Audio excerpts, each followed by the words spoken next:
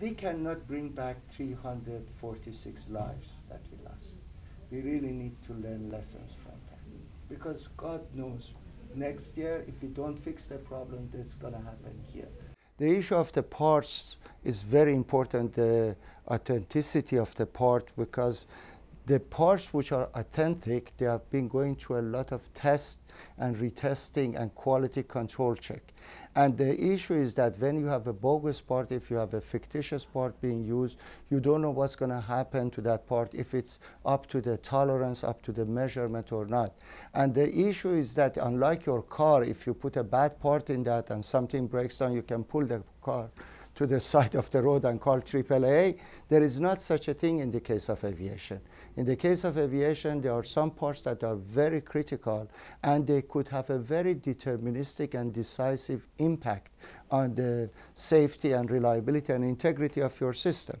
And that's why if we have parts that are not real, if we have parts that they are not up to the standards set by manufacturer and they don't satisfy the test, then they could cause some problem. They could basically eventually fail. They may not fail today, they may not fail tomorrow, but it's like playing Russian roulette.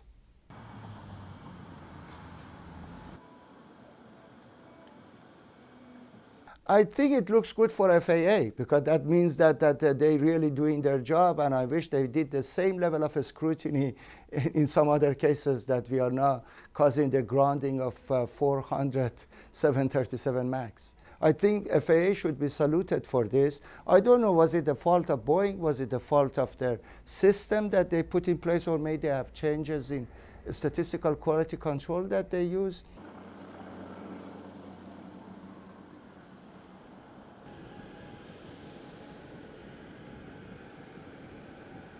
The issue that we are seeing about 737, the way that it was designed, the way that it was launched, the way that it was certified by FAA, this whole system puts to question the launching of this aircraft. And I think it's for the first time, could be, as I put in my op-ed, first time in the history that the action or inaction of a company in the United States and its regulator, Boeing and FAA, affects the lives and well-beings of hundreds of thousands of people around the world.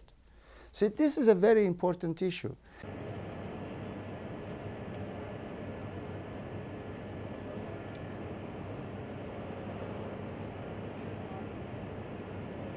When the safety decisions are overridden by financial decision, and then there is not enough regulatory oversight. This case of 737 really puts it into question how we are going to be regulating or certifying our complex system, the automated system. And the way that Boeing trying to push it and put the blame on the foreign operators and still resisting simulator training because of the financial thing, this is unconscious.